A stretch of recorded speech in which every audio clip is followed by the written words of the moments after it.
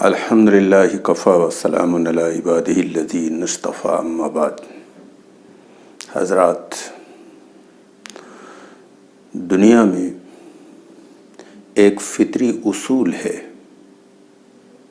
کہ جب کوئی بھی نبی اپنی امت کے اندر سے چلا جاتا ہے تو اس کے اندر زوال آتا ہے،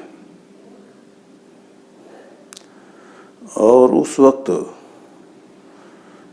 لوگ نجات آخرت، جس کا دار و مدار عمل صالح پر ہے، اس کا راز بے عملی میں تلاش کر لیتے ہیں۔ ایسی حالت میں دین کے تمام ظاہری ڈھانچے تو موجود ہوتے ہیں، لیکن اسپرٹ ختم ہو جاتی ہے۔ تو اللہ دوبارہ نبی بھیجتے تھے۔ میں بہت اختصار کے ساتھ، چونکہ اصل مضمون میرا یہ نہیں، لیکن اس کو تھوڑا سا اس لیے لایا تاکہ آج کے حالات کو سمجھنا آسان ہو جائے۔ مثلاً موسیٰ علیہ السلام کے جانے کے بعد ان کی جو قوم تھی اس کے اندر بہت بڑا بگاڑ آیا۔ دین کے ظاہری ڈھانچے تو سب موجود تھے، لیکن روح ختم ہو گئی، اور موسوی دین کے اندر انہوں نے اپنی طرف سے بہت ساری ملاوٹیں کر دی تھی۔ مختصر یہ کہ ان کی اصلاح کے لیے دو نبی آئے بیک وقت، ایک یحییٰ علیہ السلام، ایک عیسیٰ علیہ السلام۔ تو جب لوگ خود ساختہ دین کی بنیاد پر گدی نشین ہو جاتے ہیں اور اس سے ان کے بہت سارے مفاد وابستہ ہو جاتے ہیں، تو پھر وہ حق کی آواز کو دبانا چاہتے ہیں۔ چنانچہ یحییٰ علیہ السلام کو تو ایک رقاصہ کی فرمائش پر قتل کر دیا، اور مختصر اس کے واقعہ اور تفصیل میں نہیں جا رہا۔ اور سیدنا عیسیٰ علیہ السلام نے جب یہودیوں کو کہا کہ یہ جو دین تم لوگوں میں پیش کر رہے ہو، یہ وہ دین نہیں جو تمہیں فلاح کی طرف لے جائے، مفہوم ادا کر رہا ہوں، تو تمام اس وقت کے یہودی علماء نے ان کو کافر قرار دے دیا، اور یہاں تک کہ انہوں نے ان کو صلیب پر اپنی جان میں چڑھا دیا۔ اس سے میں یہ واضح کرنا چاہتا ہوں کہ جب بھی قوم پر زوال آتا ہے اور اس کی اصلاح کے لیے جب کوئی کھڑا ہوگا تو اس کی مخالفت اس حد تک پہنچتی ہے کہ لوگ اس کے قتل کے در پہ ہو جاتے ہیں، یہاں تک کہ چاہے وہ وقت کا نبی ہو، جیسا کوئی بتایا میں نے کہ سیدنا عیسیٰ علیہ السلام اور یحییٰ علیہ السلام کے ساتھ اس وقت کے خواص نے کیا رول ادا کیا۔ قرآن نے کہا ہے، بڑی اہم بات آگے لانا ہے، اس لیے میں اس بات کو بطور تمہید کے لا رہا ہوں۔ سورہ انعام آیت نمبر 103 میں وَقَذَلِكَ جَعَلْنَا لِكُلِّ نَبِيٍّ عَدُوًّا شَيَاطِينَ الْإِنسِ وَالْجِنِّ، کہ اسی طرح ہم نے ہر نبی کا دشمن بنا دیا شیاطین انس اور شیاطین جن کو۔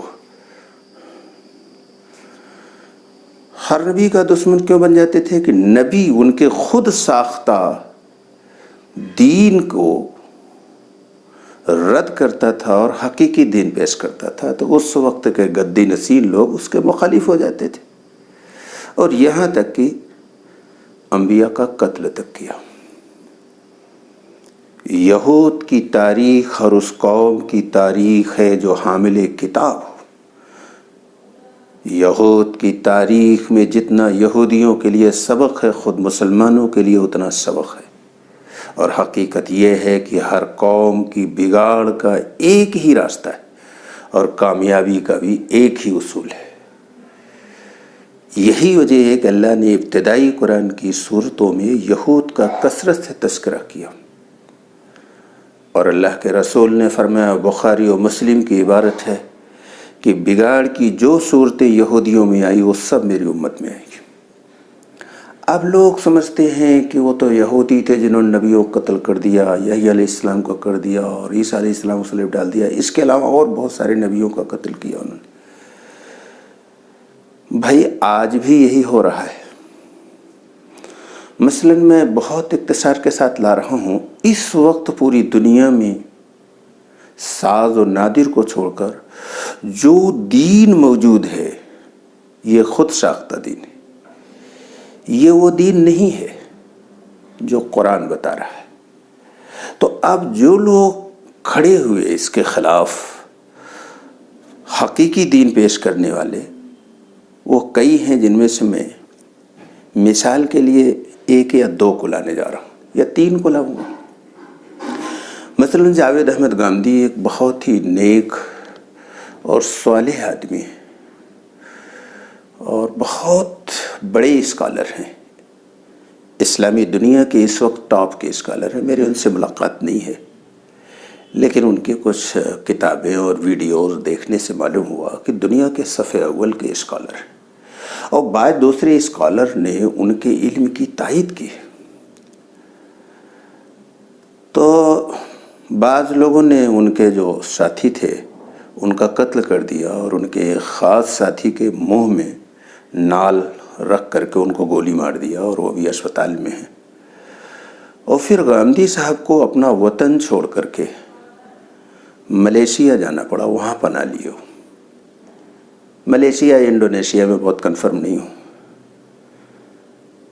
اب ان سے کوئی پوچھے، ان جاہلوں سے،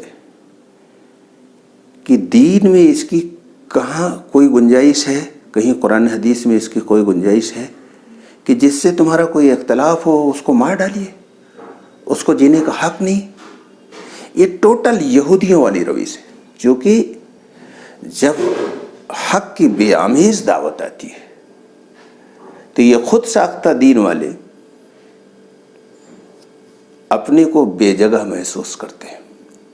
اسی لیے جو آیت میں نے پڑھا، اس آیت کی روشنی میں ایک مفسر نے کہا، پوری بات ہی بتا دوں، جب یہ آیت نازل ہوئی تب ابو ذر غفاری رضی اللہ تعالیٰ عنہ نے پوچھا کہ اللہ کے رسول کیا شیاطین انس بھی ہوتے ہیں؟ آپ نے فرمایا شیاطین جن سے زیادہ برے شیاطین انس ہوتے ہیں۔ اور پھر اس آیت کی تفسیر میں ایک مفسر نے لکھا کہ شیاطین انس سے مراد وہ لوگ ہوتے ہیں جو حق کی دعوت کو بے اثر ثابت کرنے کے لیے قائدانہ کردار ادا کرتے ہیں۔ یہ وہ لوگ ہوتے ہیں جو خود ساختہ دین کی بنیاد پر لوگوں میں عزت اور مقبولیت کا مقام حاصل کیے ہوتے ہیں۔ جب حق کی بے آمیز دعوت اٹھتی ہے تو ان کو یہ محسوس ہوتا ہے، گدی نشینوں کو، کہ میں برہنہ ہو رہا ہوں۔ تو ہونا تو یہ چاہیے کہ حق کی وضاحت کے بعد حق کو قبول کر لیتے، لیکن حق کے مقابلے میں انہیں اپنا مقام زیادہ محبوب ہوتا ہے، اس لیے داعی اور اس کی دعوت کو مشتبہ ثابت کرنے کے لیے پرفریب جملوں کا استعمال کرتے ہیں۔ آج یہی ہو رہا ہے پوری دنیا میں۔ اگر اس کی پوری تفصیل اور ساری چیزیں رکھی جائے تو میں سمجھتا ہوں کئی گھنٹہ ہو جائے گا۔ مثلاً ایک اسکالر اور گزرے ابھی حال میں رمضان میں، وہ دنیا سے تشریف لے گئے، بہت بڑے اسکالر، اور ان کی کچھ ایسی خوبیاں تھیں جو میں نے کتابوں میں تو پڑھا ہے لیکن دنیا میں کہیں میں نے دیکھا نہیں۔ 58 سال میری عمر ہو گئی، میں نے کہیں دیکھا نہیں، اتنا عظیم المرتبت آدمی۔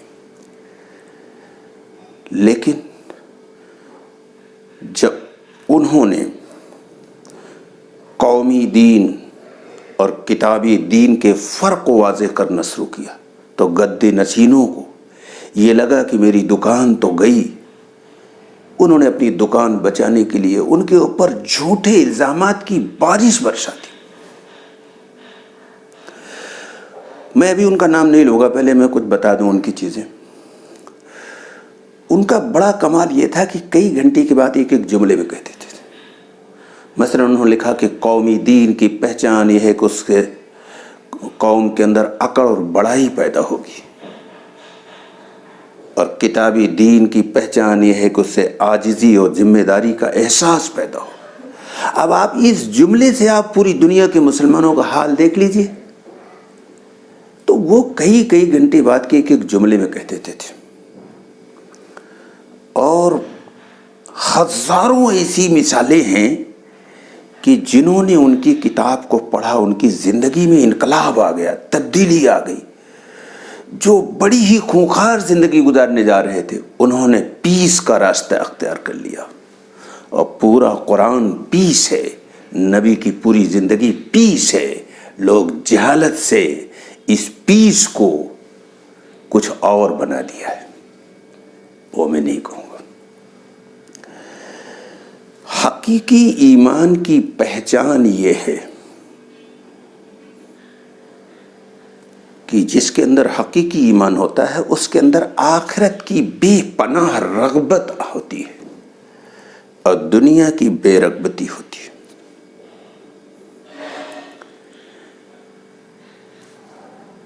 اور جس آدمی کے اندر آخرت کی رغبت آ جاتی ہے تو 24 آورز اس کی زندگی آخرت رخی ہو جاتی ہے، آخرت اورینٹڈ. اور تمام انبیاء کا جو آنے کا مقصد تھا وہ یہی تھا کہ لوگوں کو دنیا کے دھوکے سے نکال کر حقیقی اور دائمی آخرت کی زندگی سے ان کو آگاہ کیا جائے اور آخرت کے اندیشے سے خبردار کیا جائے. تو جب حقیقی ایمان کسی بندے مومن کے اندر آتا ہے تو اس کے اندر بھی دنیا کی بے رغبتی آتی اور آخرت کی رغبت آتی ہے. اور جب دنیا کی بے رغبتی آ جائے گی تو وہ تمام خرابیوں سے پاک ہو جائے گا. جب آخرت ہر وقت اس کے سامنے ہوگی تو اس کو دنیا کی کوئی برائی اپنی طرف نہیں کھینچ پائے گی. دنیا کی بے رغبتی کے اعتبار سے اور آخرت کی رغبت کے اعتبار سے کتابوں میں تو پڑھا، دنیا میں اس طرح کا آدمی نہیں دیکھا جس کے بارے میں ابھی تذکرہ کرنے جا رہا ہوں کہ انہوں نے اس دنیا میں کیسی بے رغبتی کی زندگی گزاری اور آخرت کی رغبت سے 24 گھنٹہ وہ کس قدر لبریز تھے. اس شخصیت کا نام ہے مولانا وحید الدین خان رحمۃ اللہ علیہ. لوگ ان کو کہتے بہت بڑے اسکالر تھے، بہت بڑے رائٹر تھے. میں کہتا ہوں اسکالر رائٹر تھے، لیکن اس سے بڑی چیز جو ان کے اندر تھی جو دنیا میں اس وقت سعد النادر کو چھوڑ کر کہیں نہیں ہے، وہ یہ کہ سر سے پیر تک سراپا داعیہ اللہ تھے. یہی وجہ ہے کہ انہوں نے جو قرآن کی تفسیر لکھی تو پورا قرآن آپ ان کا جو پڑھیں گے تو دعوتی اینگل سے پورا قرآن بھرا پڑا ہوا ہے. جب وہ حدیث پر تذکرہ کرتے ہیں تو کوئی بھی کتاب ان کی ہے 200-250 کتابیں، ہر کتاب میں دعوت بھری ہوئی ہے. وہ سراپا دعوت تھے. اور انہوں نے یہ ثابت کیا کہ دنیا میں جب حامل کتاب پر عذاب آئے تو اس کا مطلب یہ ہے کہ انہوں نے خدا نے جو ذمہ داری دی تھی دنیا کے انسانوں کی خیر خواہی اور دین کی امانت انسانوں تک پہنچانے کی ذمہ داری، اس کو چھوڑ دیا ہے. اس کے نتیجے میں دنیا میں ذلت اور خواری کی زندگی گزار. اس پر بڑی تفصیل سے قرآن کی بے شمار آیتوں کے حوالے سے روشنی ڈالی. ان کی زندگی کے کچھ ایسے واقعات لا رہا ہوں کہ کس قدر وہ آخرت رخی سوچ میں ہر وقت ڈوبے ہوئے تھے اور دنیا کی بے رغبتی کس قدر ان پر چھائی ہوئی تھی اور آخرت کی رغبت میں کس قدر ڈوبے ہوئے تھے. میں کئی واقعات ان کے ہیں بہت سے، لیکن میں چند بتانا چاہتا ہوں. ویسے ان کی صاحبزادی جو جامعہ ملیہ میں پروفیسر بھی تھیں ابھی ریٹائر ہو گئی، ہماری بہن فریدہ خانم. ایک واقعے کے بارے میں تو انہوں نے یہ بھی واٹس ایپ پر بھیجا کہ شاید ان کا نام نہ لیں تو اچھا ہے، لیکن میں سمجھتا ہوں کہ نام کے ساتھ بتانا ضروری ہے، میری ذمہ داری ہے. میں ایک واقعہ بتانے جا رہا ہوں. سہارنپور کے ایک صاحب ہیں ڈاکٹر اسلم صاحب، ابھی زندہ ہیں. ان کا میڈیکل کالج ہے، بہت مشہور آدمی ہیں. تو وہ ایک بار آئے مولانا کے گھر اپنی فیملی کے ساتھ. وہ ہمیشہ سے متعارف تھے اور کافی پرانے تعلقات تھے. تو وہ اپنی فیملی کے ساتھ آئے تو مولانا کو 1,00,000 روپیہ اور ایک نیا رومال تحفے میں دیا. مولانا نے رومال اور 1,00,000 روپیہ واپس کر دیا اور رونے لگے اور روتے ہوئے یہ کہا کہ اگر میں آپ سے پیسہ لے لوں گا تو میرا اللہ مجھ سے پوچھے گا تجھے میرے اوپر بھروسہ نہیں تھا, تو لوگوں سے پیسے لے رہا تھا. اور روتے روتے وہ پیسہ ان کو واپس کر دیا ہے. یہ ان کی کیفیت تھی اور یہ ان کے عزیمت کے درجے کی بات تھی. اسی اعتبار سے ابھی جب وہ بیمار ہوئے, اسپتال میں ایڈمٹ ہوئے, تو پاکستان کے ایک بہت بڑے تاجر جن کا دلی میں بھی کاروبار ہے, انہوں نے رابطہ کیا کہ ہم جو ہے 3,00,000 روپیہ بھیج رہے ہیں کہ یہ تو اکاؤنٹ میں بھیج دیں یا ہمارا آدمی دلی میں ہی جا کر دے دے. تو فریدہ بہن نے اپنے چھوٹے بھائی ثانی حسنین سے پوچھا. انہوں نے کہا نہیں, میں پیسے کی ضرورت نہیں ہے, اگر انہیں پیسہ دینا ہے تو پاکستان میں جو لوگ دعوت کا کام کر رہے ہیں ان کو دے دیں. کیا کسی مفاد پرست انسان کی یہی پہچان ہے جو آج کے جھوٹے اور بے دین لوگ لگاتے ہیں؟ میں ایک تیسرا واقعہ بتا دوں. نرسنگھا راؤ جو پردھان منتری تھے, اپنے 2 آدمی مولانا کے پاس بھیجے اور کہا کہ ہم آپ کی کیا مدد کر سکتے ہیں. مولانا نے کہا کہ ہماری یہ مدد کریے کہ جو ہم یہ پیس کا کام کر رہے ہیں اس میں کوئی بادھا نہ پڑے. ایک مرتبہ دلی میں انٹرنیشنل ایک پروگرام تھا جس میں بی پی سنگھ اس وقت پردھان منتری تھے, وہ بھی مدعو تھے, اور ڈنر جو تھا وہ بی پی سنگھ کے ساتھ کرنا تھا. مولانا کو خاص طور سے اس میں بلایا گیا اور وہ ساری چیزیں ان کے پاس پہلے سے بھیج دی گئیں. اس میں یہ موقع تھا کہ دنیا کے بہت سارے لوگوں سے ملاقات بھی ہو جاتی, لیکن مولانا نے جانے سے منع کر دیا. 2 مرتبہ انڈیا گورنمنٹ نے مولانا کو گورنر بنانے کی پیشکش کی, مولانا نے قبول نہیں کیا.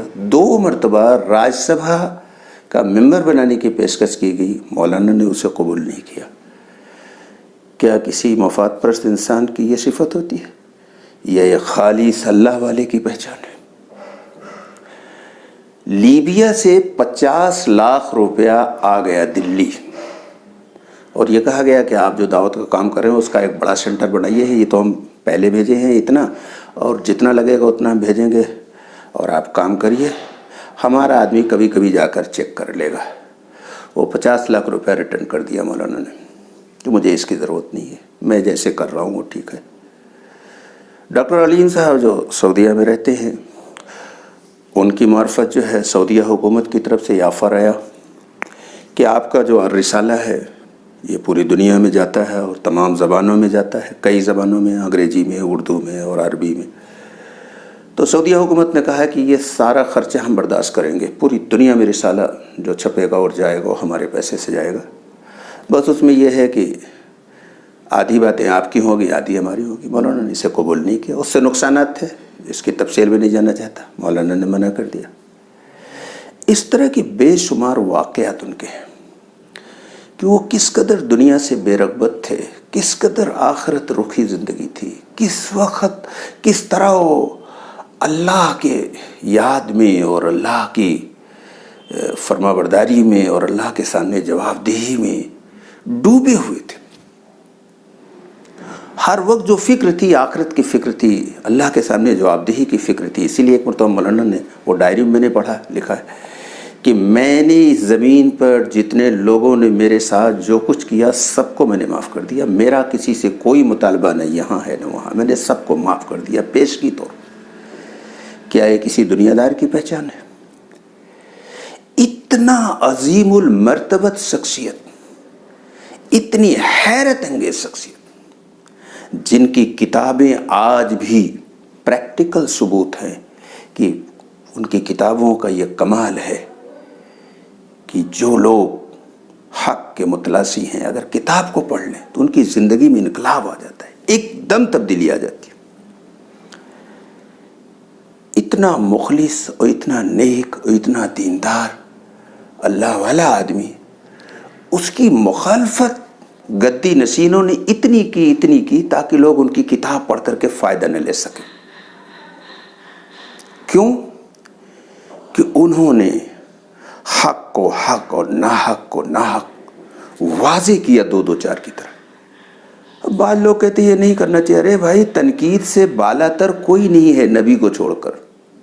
اگر حضرت عمر تقریر کر رہے ہیں اور ایک عورت کھڑے ہو کر مجمع عام میں کہتی ہے کہ امیر المومنین آپ کا یہ مسئلہ صحیح نہیں ہے, قرآن یہ کہتا ہے کہ مہر جو ہے عورت کا مسئلہ انہوں نے یہ بیان کیا تھا کہ جو مہر زیادہ ہوگی وہ بیت المال میں جمع کر دیجیے. عورت نے کہا کہ قرآن یہ اجازت دیتا ہے کہ مہر عورت کا حق ہے. تو حضرت عمر نے فرمایا مرد نے غلطی کی, عورت حق پر ہے. اور جو مصلح ہوتا ہے, جو دنیا میں تجدیدی کارنامہ انجام دیتا ہے, مولانا کی دین تجدید دین پڑھیے تو اس سے سمجھ میں آئے کہ بہت بھرا پڑا حیرت انگیز. اس پر فرض ہوتا ہے کہ معاشرے میں گدی نشینوں کے ذریعے یا کسی اور کے ذریعے جو خود ساختہ دین میں چیزیں دوسری اپنی طرف سے ملائی گئی ہیں وہ اس کا انکشاف کرے. اس پر فرض ہوتا ہے. کہتے ہیں نہیں صاحب وہ تو کیسے کہہ دیا انہوں نے. اب مثلاً میں بہت ادب کے ساتھ کہنے جا رہا ہوں ایک مثال کہ اگر کوئی آدمی کتاب لکھے جس کا نام رکھے عظمت رب, اور اس میں عظمت سے متعلق کوئی ایک بھی لائن نہ ہو, اس میں فقہ کے کچھ اصولوں پر بحث کی گئی ہو, تو اب اگر کوئی مصلح یہ کہہ دے کہ بھائی یہ عظمت رب کے بجائے عظمت فقہ ہے تو اس میں کون سا گناہ ہو گیا. اب اگر قوم یہ کہتی ہے کہ نہیں یہ تو ہمارے بزرگوں کی ہمارے بڑوں کی توہین ہے, تو پھر مجھے سورہ توبہ آیت نمبر 31 یاد آتی ہے کہ اللہ نے فرمایا اتخذوا احبارهم ورهبانهم اربابا من دون اللہ, کہ انہوں نے اللہ کو چھوڑ کر اپنے علماء اور پیر کو رب بنا لیا تھا. ایک صحابی جو یہودی تھے مسلمان ہو گئے, تو جب یہ آیت نازل ہوئی تو انہوں نے کہا اللہ کے رسول ہم نے اپنے علماء کو پیر کو رب تو نہیں بنایا تھا. اللہ کے رسول نے فرمایا سچ بتاؤ کیا تمہارے علماء اور پیر جس کو حرام کہتے تھے اس کو تم حرام مانتے تھے؟ کہا ہاں. اور جس کو تمہارے علماء و پیر حلال کہتے تھے اس کو تم حلال مانتے تھے؟ کہا ہاں. تو آپ نے فرمایا یہی تو علماء اور پیر کو رب بنانا ہے کہ اللہ کی کتاب کے مقابلے میں علماء اور پیر کو حلال اور حرام کا اتھارٹی بنا دیا جائے. یہ ترمذی کی روایت ہے. آج یہ شخصیت پرستی رب بنانے والی صفت پوری امت مسلمہ موجود ہے. بلکہ سب سے بڑا جو آج دین ہے ہندوستان کا خاص طور سے وہ شخصیت پرستی ہے. شخصیت چاہے جتنی بڑی غلطی کر جائے اس پر آپ زبان نہیں کھول سکتے. یہ تو میرے نبی نے نہیں سکھایا, میرے صحابہ نے نہیں سکھایا. اللہ کے نبی ایک جگہ پڑاؤ کیے ہوئے تھے. ایک صحابی نے آ کے پوچھا یہ پڑاؤ آپ نے اپنی مرضی سے کیا ہے یا اللہ کے حکم سے کیا ہے؟ تو آپ صلی اللہ علیہ وسلم نے فرمایا کہ نہیں اپنی مرضی سے کیا ہے. تو انہوں نے کہا جنگی اعتبار سے یہ جگہ صحیح نہیں ہے. تو آپ نے فوراً صحابی کی رائے قبول کر لیا اور پڑاؤ وہاں سے اکھاڑ لیا اور جہاں وہ صحابی نے بتایا وہاں کر لیا. تو آج کے یہ جو گدی نشین ہے کیا نبی سے بھی بڑے ہو گئے؟ یعنی یہ کوئی اگر غلطی ان سے ہو جائے کلو بنی آدم خطا ہوں تو اس کو بتانا بے ادبی ہو گئی. کیسی جہالت کی بات ہے بھائی. میں ایک چھوٹا سا واقعہ بتا دوں, ہزاروں ہیں. جب 1857 میں شاملی کے میدان میں جو انگریزوں سے جنگ ہوئی, جنگ سے پہلے جب مشورہ ہو رہا جس میں رشید احمد گنگوہی, قاسم نانوتی, ہادی امداد اللہ مہادر مکی, یہ تمام بڑے بڑے ہمارے اسلاف وہاں موجود تھے. تو اس وقت تھانہ بھون کے ایک مولانا محمد تھے جو بہت بڑے عالم تھے اور میاں جی نور محمد جنجانوی کے خلیفہ تھے. انہوں نے کھڑے ہو کر مخالفت کی, کہا یہ جو تم انگریزوں کے ساتھ کرنے جا رہے ہو میرے نزدیک حرام ہے. اب کوئی کہے صاحب یہ تو گستاخ ہے, تو یہ اس کی جہالت ہے کہنے والے کی. مولانا نے جو کہا وہ دلیل کے ساتھ کہا, بہت موجود بات کہی. میں اس کی تفصیل میں جا کر, ورنہ بعض اہل علم میں اس پر لکھا ہے تفصیل کے ساتھ کہ دعوت دیے بغیر کسی, متفق علیہ یہ مسئلہ ہے, یہ مسئلہ متفق علیہ ہے پوری دنیا کے اسلامی علماء کے نزدیک, دعوت کے بغیر جنگ حرام ہے. اور انگریزوں کے اندر یہ صلاحیت تھی کہ اگر ان کو اللہ کا پیغام پیش کیا جاتا تو حق کو قبول کرتے, اور یہاں 100% کامیابی تھی. اور جنگ میں چونکہ ان کے پاس جدید آلات تھے, ہمارے پاس نہیں تھے, پہلے سے طے تھا کہ ہم شکست کھائیں گے، اور جب پہلے سے معلوم ہے کہ ہم شکست کھائیں گے، ہمارے پاس تیاری نہیں، ساری چیزیں نہیں، تو یہ تو قرآن حدیث میں نہیں ہے کہ اس کے باوجود آپ جا کر کے مر جائیے۔ آپ خالد بن والد سے زیادہ بہادر بننا چاہتے ہیں؟ غزوہ موتا کے موقع پر جب انہوں نے دیکھا چند ساتھی شہید ہو گئے، انہوں نے اندازہ لگایا کہ ان کی تعداد اور طاقت بہت زیادہ ہے، ہم بہت کم ہیں، جنگ کرنا ٹھیک نہیں ہے، انہوں نے پشپائی اختیار کر لی، اور جب مدینہ پہنچے تو لوگوں نے ان کو فرار کہا، یعنی بھگوڑے کہا۔ اللہ کے رسول نے فرمایا نہیں، یہی اقدام کرنے والے ہو، اور دوبارہ انہوں نے ہی فتح کیا۔ تو یہ عقل مندی نہیں ہے کہ طاقت نہ ہو اور تیاری بھی نہ ہو، کچھ بھی نہ ہو اور جا کر ٹکرا جاؤ، یہ اسلام نہیں سکھاتا۔ آپ قرآن پڑھیے، میں اس کی یہ دوسرا موضوع ہو جائے گا، اگر اس پر بولے تو مستقل ایک 45 منٹ تو کم سے کم لگ ہی جائے گا۔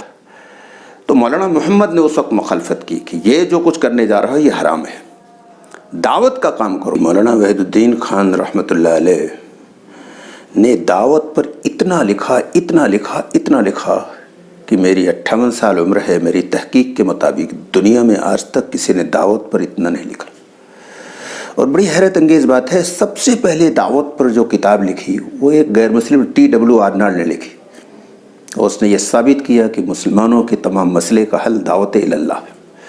اور مولانا نے جو لکھا، دعوت حق اور اتمام حجت کے بغیر محض سیاسی کارروائیوں سے کبھی بھی ایمان والوں کو باطل طاقتوں پر غلبہ حاصل نہیں ہو سکتا، یہ اللہ کی سنت ہے، اللہ کی سنت میں تبدیلی نہیں۔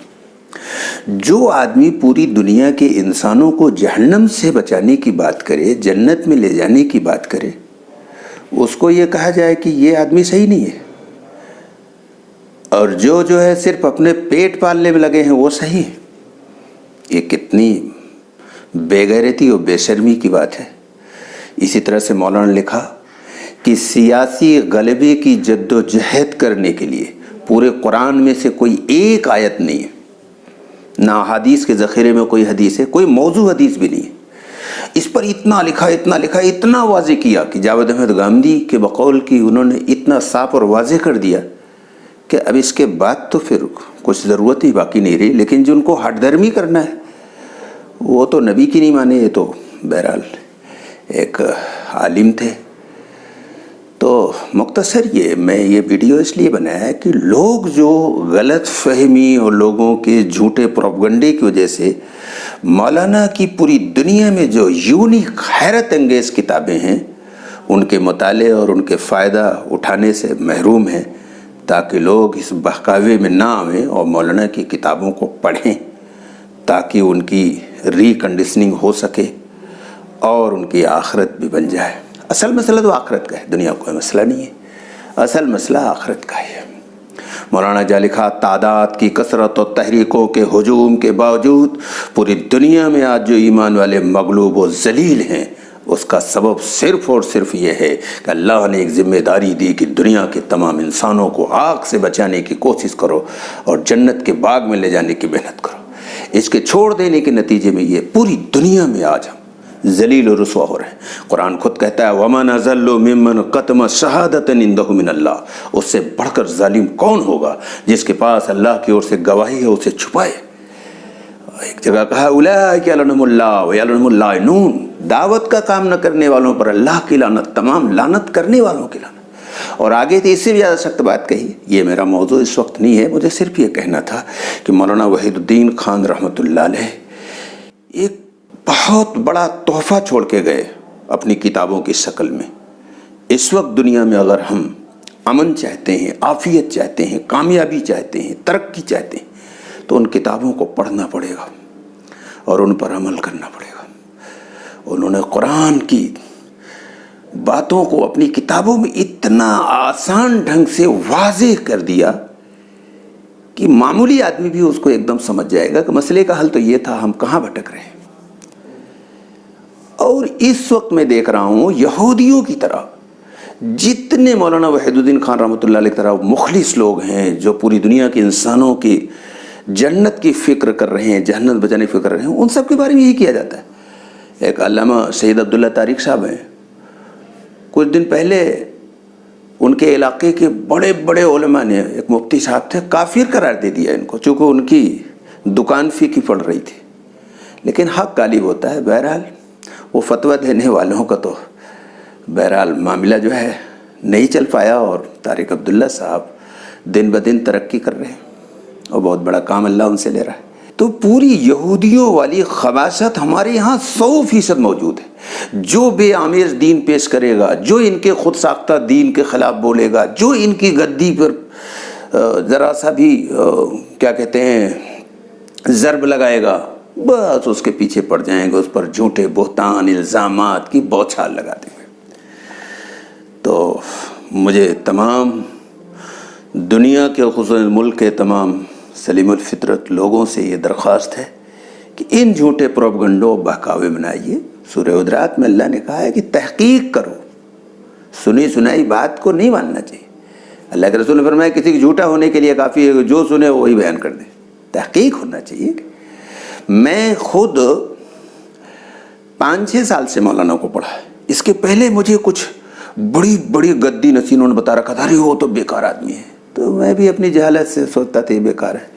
وہ تو اتفاق سے حضرت گنج میں موتی محل میں ایک بک فیئر لگا ہوا تھا، میں وہاں گیا ایسے ٹہلنے کے لیے، ایک صاحب لے کے گئے، حافظ سعید صاحب بیچارے انتقال کر گئے، 20-22 سال کی عمر میں انتقال ہو گیا۔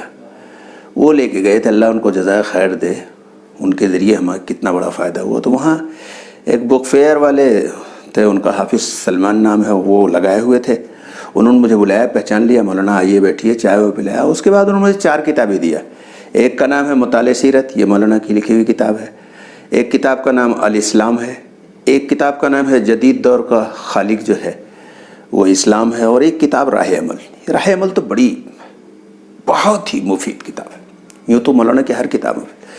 میں نے جو 4 کتابیں پڑھی تو میں نے کہا اس کو اگر میں 10-12 سال پہلے پڑھ لیتا تو جو میرا وقت ضائع ہونے سے بچ جاتا اور مجھے بڑا فائدہ ہوتا۔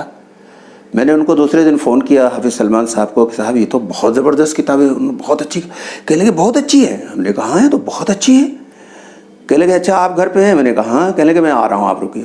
وہ تھوڑی دیر میں کار میں کتابیں بھر کے لائے اور مجھے دیا، تو میں راتوں دن پڑھنا شروع کیا، اور پھر میں نے توبہ کیا کہ یہ تو بڑے مخلص نیک اللہ والے اس وقت کے مجدد ہیں مولانا رحمۃ اللہ علیہ۔ تو میں نے ان کی ساری کتابیں پڑھی، اس سے بڑا زبردست فائدہ ہوا مجھے، اور پھر جو لوگ ہمارے ٹچ میں تھے ان بیچاروں کو بتایا تو ان کے اندر بھی انقلاب آیا اور بڑا زبردست فائدہ ہوا۔ اور ابھی تو میری یہی درخواست ہے کہ لوگ مولانا کی کتابوں کا مطالعہ کریں، کسی کے بہکاوے میں نہ ہوئے۔ غلط فہمیوں تبھی دور ہوگی جب آپ دوسرے فریق کو بھی تو پڑھیں، جانیں صحیح کہہ رہے ہیں لوگ یا غلط کہہ رہے ہیں، آپ خود فیصلہ کریے۔ وما علینا البلاغ۔